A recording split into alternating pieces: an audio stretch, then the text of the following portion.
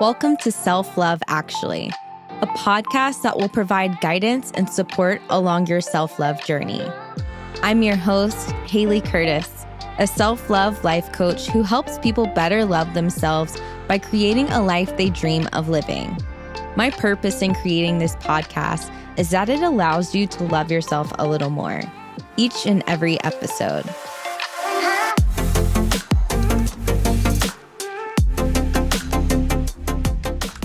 Welcome back, y'all, to the Self-Love Actually podcast. I cannot believe this is the 9th episode. Creating this podcast has been so much fun and also really eye-opening for me. I've learned so much, and I hope you have too. This week's episode is all about the inner child. Without acknowledging our inner child, we cannot access that genuine, deep love for ourselves. I am so excited to introduce to you today a good friend of mine, Mercedes Otano. Mercedes is a psychic medium, spirit-led life coach, shamanic healer, and inner child specialist. Mercedes and I met through our coaching school, Inner Glow Circle. She has taught me so much about my inner child, and I'm really excited for Mercedes to share her expertise with you today. Mercedes, welcome. Hello. Oh my gosh. Well, I'm glad you brought the energy because I'm feeling it too. Why don't you start about just telling us a little bit about your background? Okay, well, thank you for having me, number one. Number two, my name is Mercedes Otano. I am a psychic medium, a spirit-led life coach, and a shamanic healer. I have been coaching for about 3 years now. I mean, I guess I could say I've been a psychic medium my whole life, but I've been practicing for about maybe 6 or 7 years now, actually. Healing has been a big part of your life. And as I know with healing, like inner child is so important. For someone who doesn't know what the inner child is, how would you explain that to them? When I think of the inner child, I think that there's many aspects of the inner child that we have to look at. What I mainly focus on with people is moving through the wounded inner child in order for us to access and reframe and reclaim our power. The inner child is something that lives within each and every single one of us. You know, I always use the analogy like, imagine if you were to put a 4-year-old in a cage for 20 years. And 20 years later, you come back and they're well-fed, like whatever. What are you going to find? You're going to find an adult, but with the mindset of a 4-year-old. And so I feel like we're all kind of walking around like that. Like we're all kind of walking around as quote unquote adults, but we have this little one inside of us who's been neglected, who we've been conditioned to neglect, who we've been conditioned to suppress. So the work that I like to do is kind of allowing and teaching people how to allow a safe space for this part of ourselves to be expressed, to be nurtured, to be loved on, and give them a voice, because we walk around as adults so stiff, repressed, tight, okay? That's not our true nature. Our true nature is, you know, you always hear of like the wild woman or the wild man and like the wild child. Like, I feel like our true nature is to be not wild, but expressive. And I think that's a big part of us that's kind of taken away from us through conditioning and through just societal standards and whatnot. We're taught to reject that part of us. You put it really beautifully because, you know, in simple terms, an inner child is like the version of you at a certain age that's still inside you, but there's so much more to it. When we're learning to reaccess our truth, it's reconnecting with the part of our inner child that needs to be celebrated and still has that innocence and still has that joy. Like, it's our truth. It is connected to our truth. So how does someone get to know their inner child? Like, you know, someone who's introduced to this concept more recently, doesn't really know about how to like connect with the inner child, how does someone kind of start to do that? I would start with what brings you joy, but strip it down so it's not so logical. I like to strip it down to an emotion or a feeling. And then going back, well, when was the first time you felt this? For me, what brings me joy? Laughter. Well, think of a silly memory from your childhood and something that makes you like giggle and something that makes you laugh. You know what I mean? So sometimes in the work that I do, I'll have the client bring their favorite toy or a coloring book, or sometimes we paint. I'll go through a series of questions and just kind of get them in sync with the inner child, like the part of themselves that they've been ignoring for so long. Even for you, like what did you used to do as a child that used to bring you so much joy that you just stopped doing? I actually wrote a journal entry on this not too long ago because I've been wanting to nurture more of my inner child more intentionally.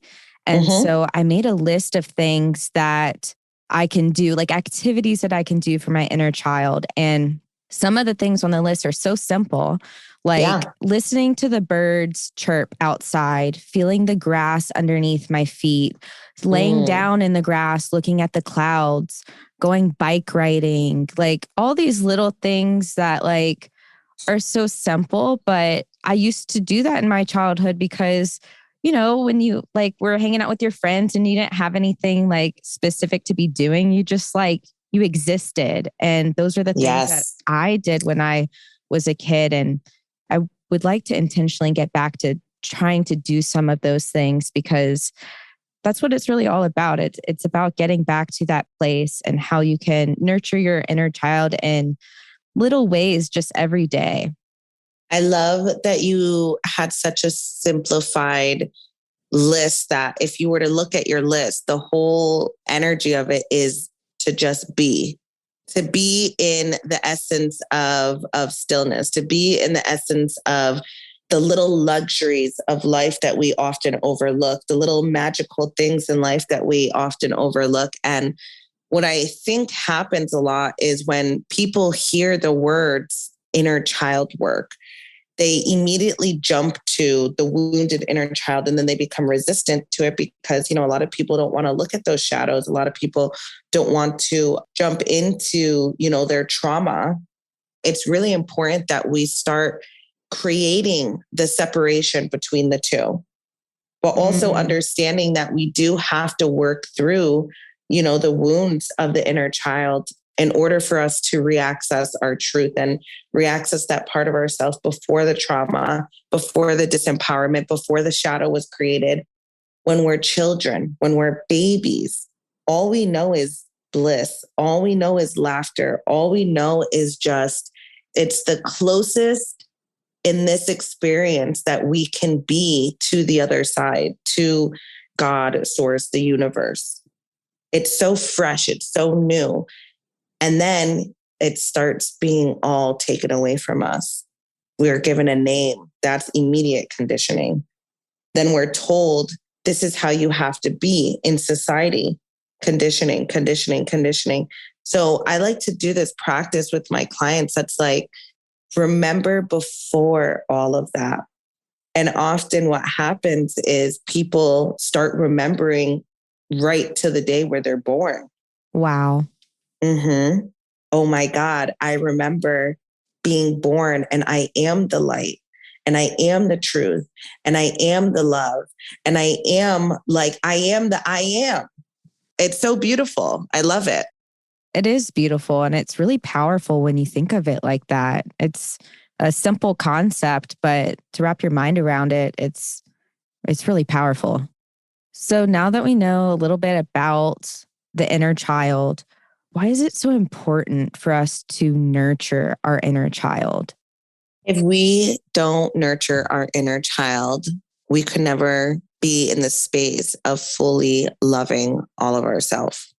And I wanted to talk about that because I know this is the self-love podcast and whatnot.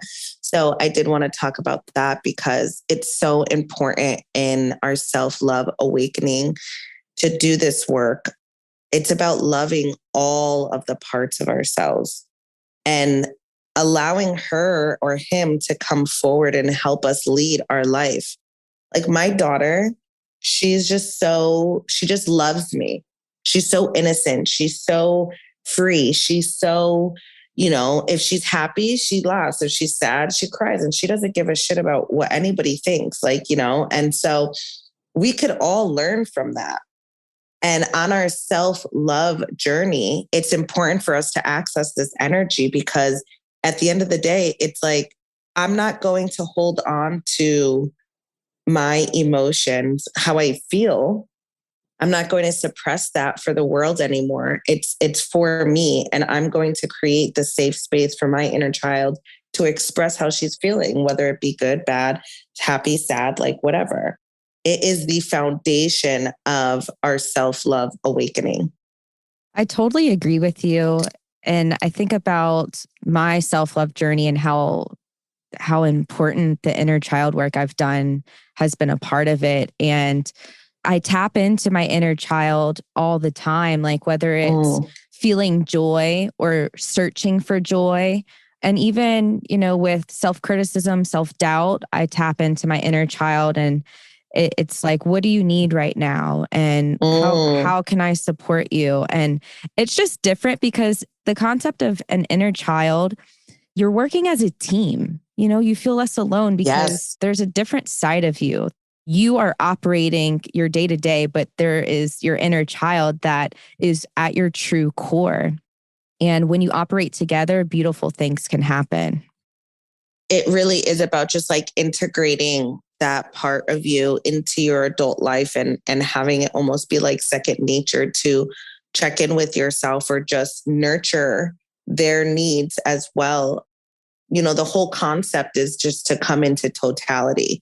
It doesn't need to be separate, just like the feminine and the masculine. They don't need, like, all of it wants to work together. All of these energies want to work together in honor of us.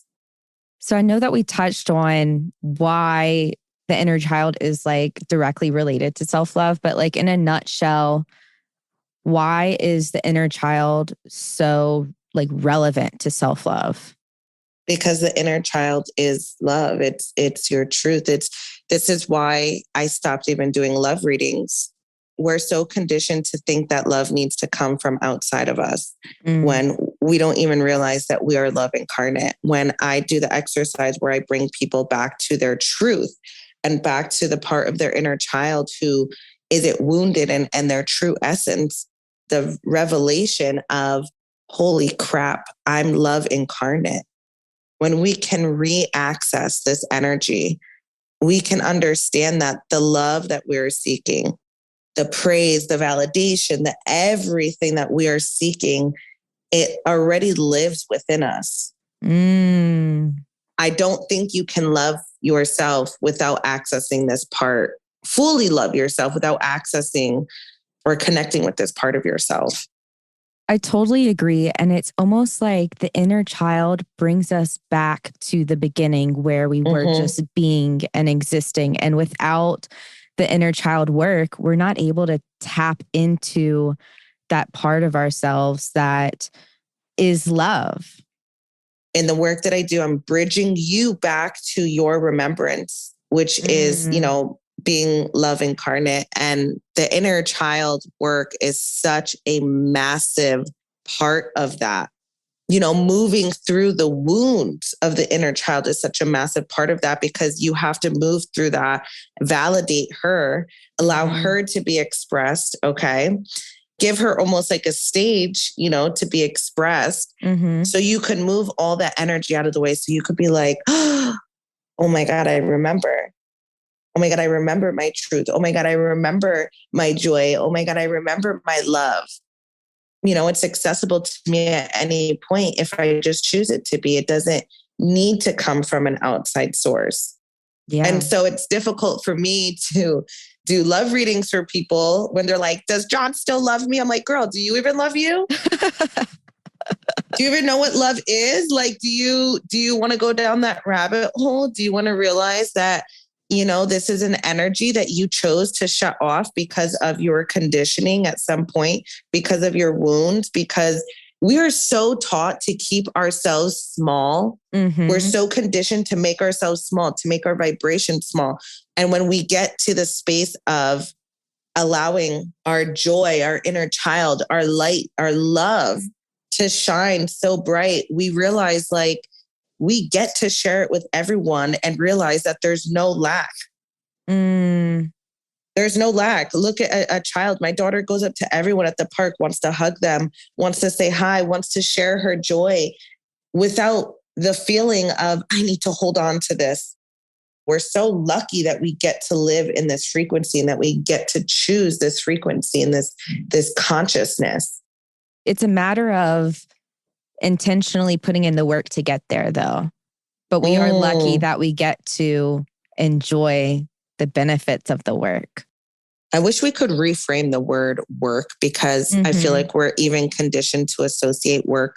I actually got in an argument with my partner last night because he was saying it's hard. And I was like, my life is easy. And he's like, well, it's okay for it to be hard. I was like, yeah, but my life isn't hard. My life is easy.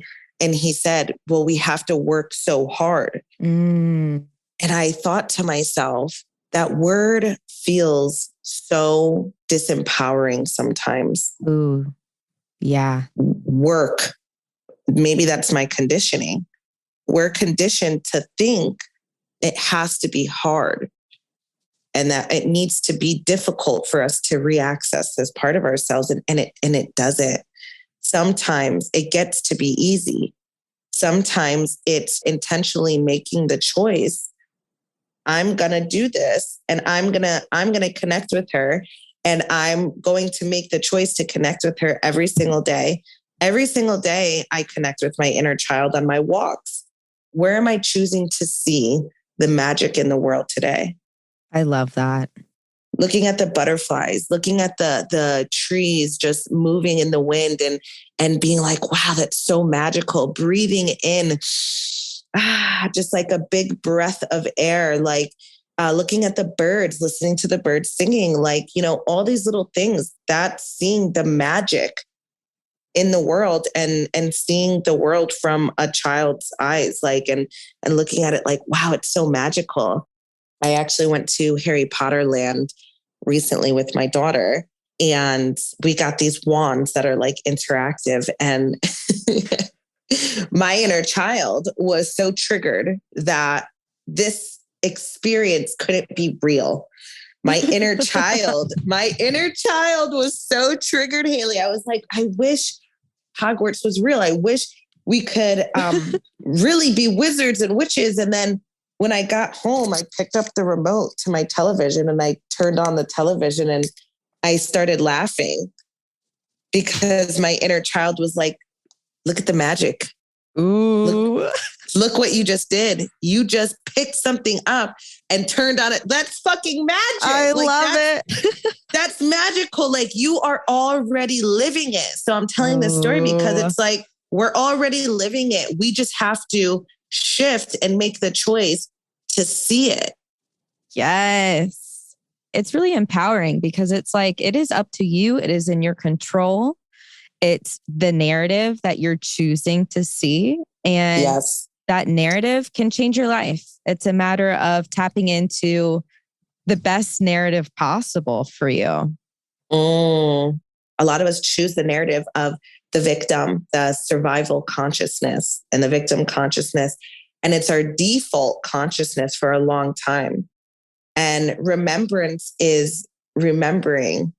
You don't have to fall victim to your experience. You get to heal it. You get to understand it. You get to move through it and you get to validate her so that you can choose the consciousness that's going to empower you, that's going to uplift you, that's going to transform you, that's going to get you to those quantum leaps, that's going to get you to your success.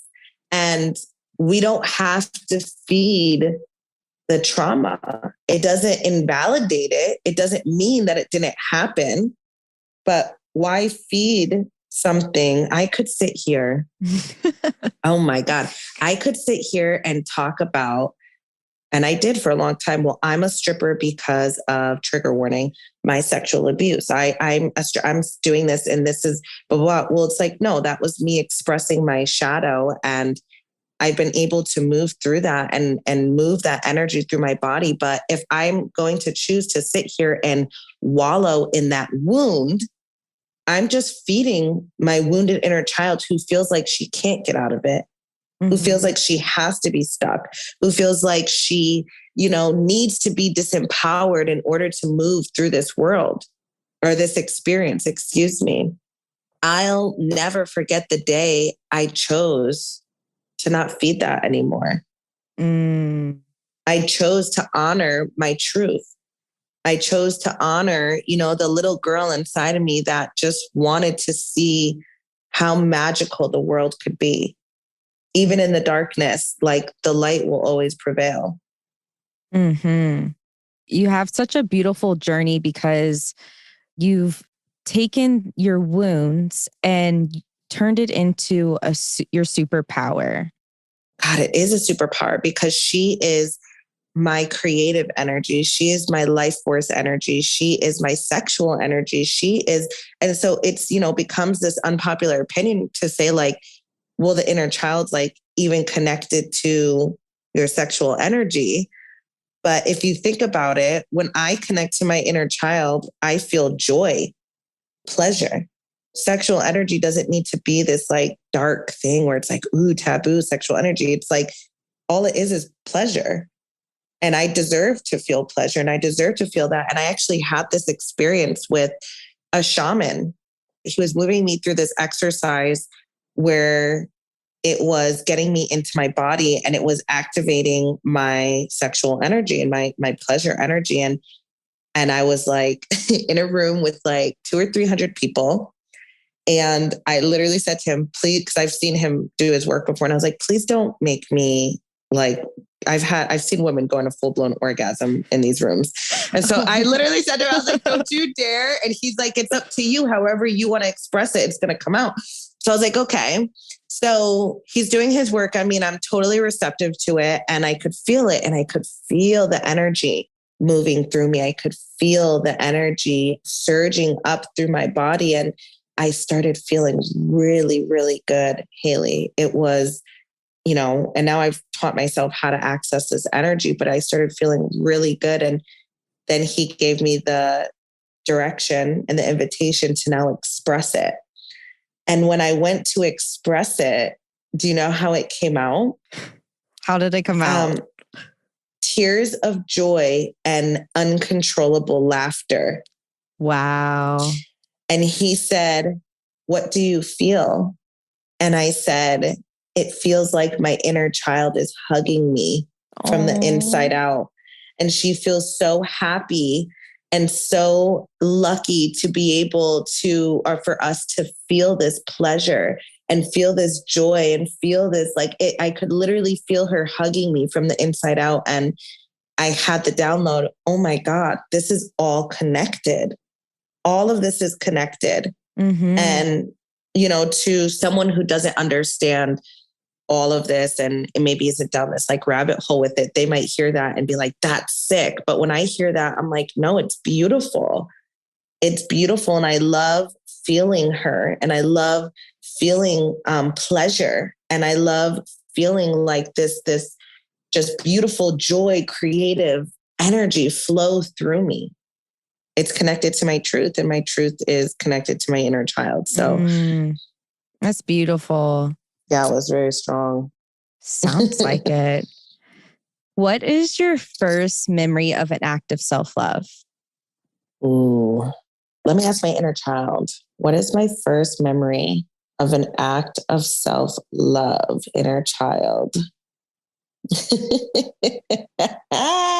you know what she said to me? What's coming up? Bubble baths. Oh, yeah. And that's so funny because I took a bubble bath yesterday. Me and my daughter put our bathing suits on and took a bubble bath together. That's so cute.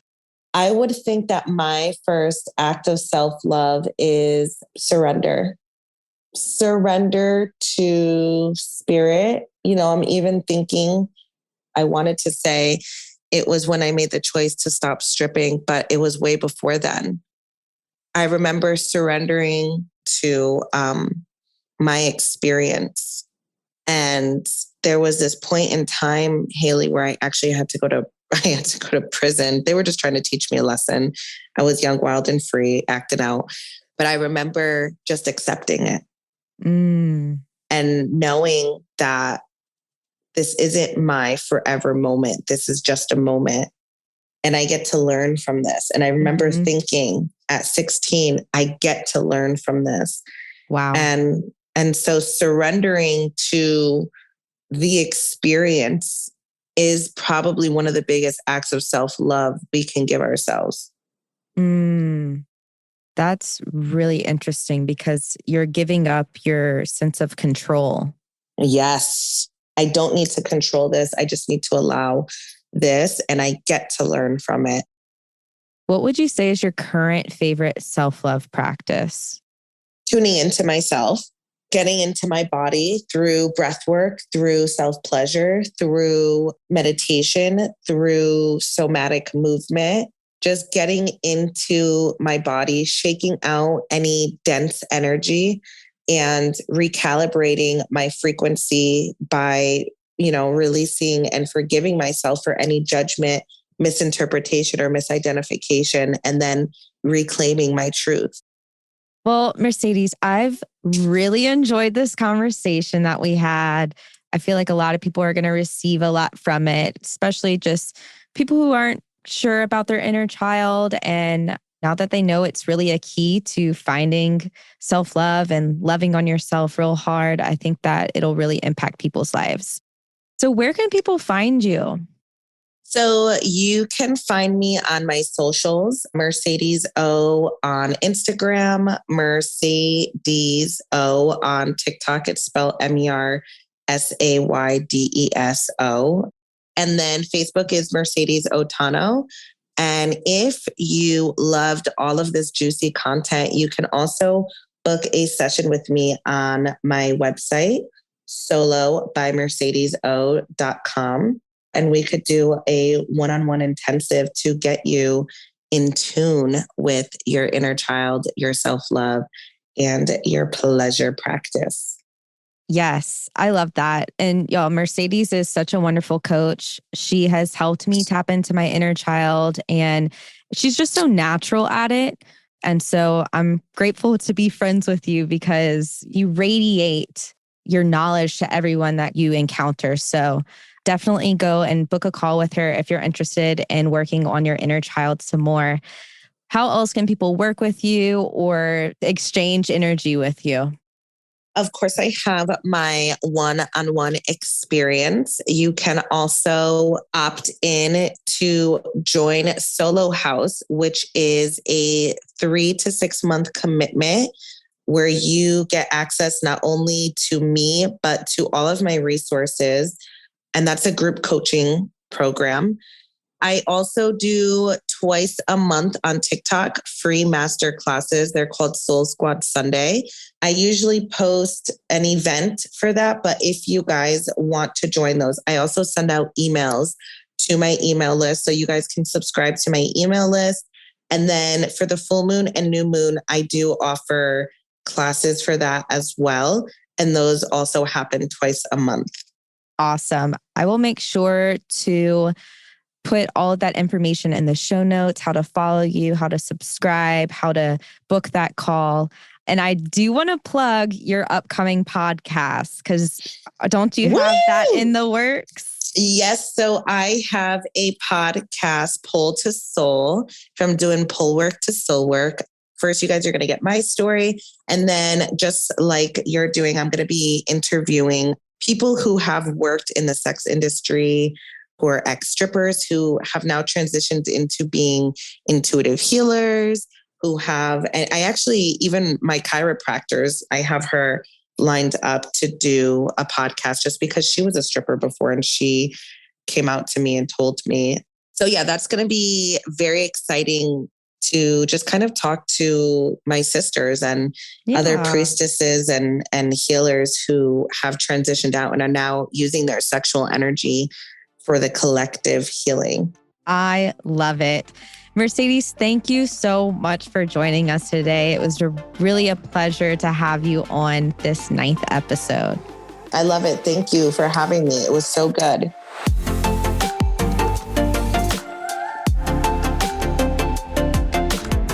Thank you so much for listening, self-lovers. If you enjoyed this episode, please let me know by leaving a review and subscribing to this podcast. And if you really loved it, please share this episode with a friend. This episode wouldn't have been possible without our production partner, Pinto Media. Making this podcast has been so easy with their help. If you're thinking of starting a podcast on your own, check out their page on Instagram at produced_by_Pinto, Pinto. If you're ready to level up your self-love game outside of this podcast, you can book a free clarity call with me to see if we would be a good fit for one another. I help my clients achieve their goals fueled by self-love. You can head to my website, HaleyCurtis.com, or check out the show notes below.